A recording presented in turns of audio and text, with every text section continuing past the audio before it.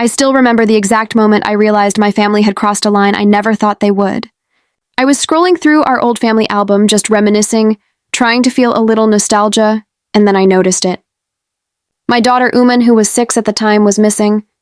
Not in a, oh, she wasn't at the beach that day way. I'm talking about every single photo, from her first birthday to last Christmas, gone. Or rather, photoshopped out. My own mother, who had proudly posted these pictures for decades, had systematically erased her from every memory we shared. At first, I thought it was some kind of glitch, maybe an accident, but as I went through hundreds of images, the truth hit me like a punch in the gut. My family had decided that my child, their granddaughter, didn't exist. And I couldn't comprehend why. Was I wrong for confronting them? Tell me if you would have done the same thing. It all started a few months after my daughter Uman was born. My family had always had strong opinions about parenting, about how things should be done, and I tried my best to navigate their criticisms. I moved out of my parents' house before she was born, wanting to raise her in a space that was free of judgment. But still, I tried to keep them involved because I thought family mattered. I was wrong. From the very beginning, there was tension. They didn't like the way I named her, didn't agree with the daycare I chose, and somehow they disapproved of nearly every outfit I bought her. But I never expected this, erasing her from our family history entirely. The first time I noticed it, I was looking at an old photo album that my mom had made for me. She had gifted it to me for my 30th birthday. I flipped to a picture of my niece's birthday party, expecting to see Uman giggling in her little pink dress, holding a cupcake. But she wasn't there. In her place was a strange blur, and in another photo, a chunk of the background had been crudely stitched together. I felt my stomach twist. At first, I tried to rationalize it. Maybe she was behind someone, maybe the photo had been cropped. But then I opened the digital album she had sent me, the high-resolution versions, and it became painfully clear. She had been deliberately removed. Every smile, every hug, every candid moment, gone. I confronted my mom first. I called her, my voice shaking as I asked, "Mom, why is Uman not in these pictures?" Her response was calm, almost too calm. "We just thought some photos were better without the clutter. You know, for aesthetic purposes." I couldn't believe it. Aesthetic purposes? My daughter, was clutter? I wanted to scream, to cry, to shake her until she understood what she had done. Instead, I hung up, feeling hollow and betrayed. After that, I began digging. I checked other family accounts, my dad's private folders, even my brother's social media pages. Everywhere I looked, the same thing. Uman had been erased. Every event, every family gathering, every milestone, they had altered or deleted. And it wasn't just the photos. Birthdays, Christmases, holidays, they started excluding her entirely. Invitations would be sent to everyone but us, or we'd hear about gatherings secondhand.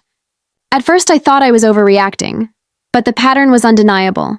I'll be honest, the anger and hurt I felt were overwhelming. I felt like my family had decided that my daughter wasn't just unwanted, she didn't even exist in their world. I started documenting everything, saving old photos, screenshots of digital albums, any evidence I could find. It felt like I was preparing for a battle, but I didn't know who I was fighting.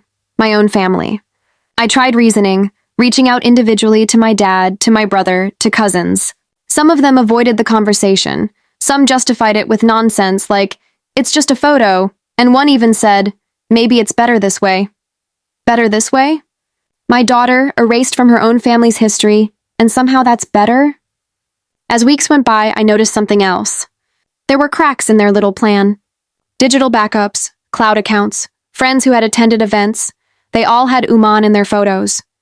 And that's when I realized, the more they tried to erase her, the more obvious it became.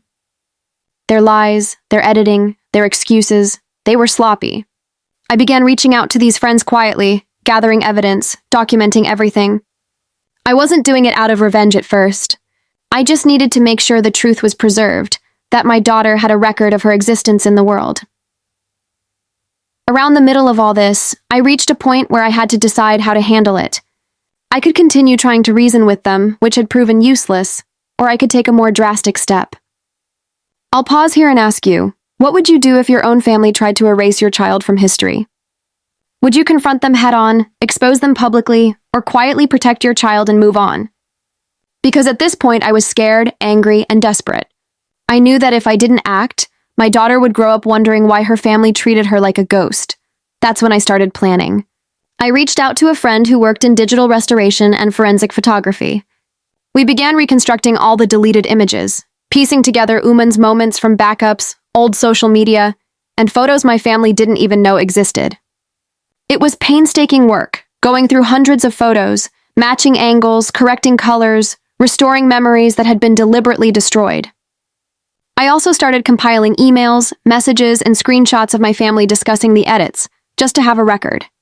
I wasn't thinking about confrontation yet, I just wanted proof, tangible evidence that this had happened, so that someday I could show Uman that she had always belonged, even if they tried to pretend otherwise.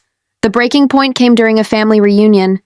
They invited everyone except me and Uman, under the pretense of, "We thought you'd be busy." But I found out through a cousin that they were setting up a slideshow of family memories, showcasing all the events where Uman had supposedly never existed. I knew then that words alone wouldn't work. I had to confront them in a way that left no room for excuses. I decided to go, not to be passive, but to expose the truth. I brought along my laptop, my evidence, and a plan. When I arrived, the reunion was in full swing. The slideshow started, and there she was, our little Uman, missing from every frame, replaced with edited backgrounds and awkward cuts. I felt a surge of fury and sadness all at once. I walked up to the projector, interrupting the presentation, and with a calmness I didn't entirely feel, I said, "I think you're going to want to see this." I opened my laptop and displayed the original, unedited photos side by side with the altered ones. The room went silent. My mother's face turned pale. My father looked like he wanted the ground to swallow him whole. Everyone could see the proof. My daughter had been deliberately erased. Every single person in that room saw it, and there was no excuse this time.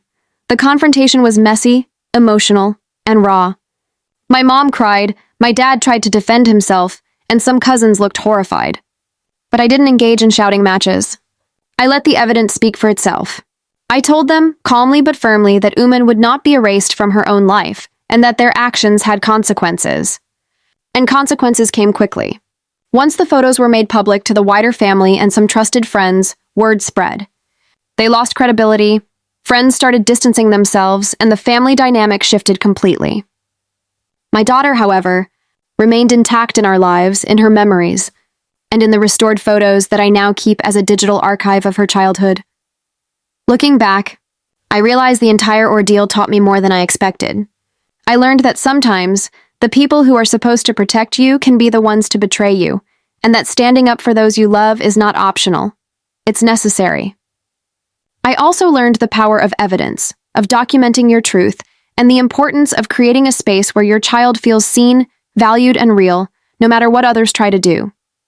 Uman has grown knowing she belongs, knowing that no matter how cruel some people can be, there's always someone willing to fight for her existence.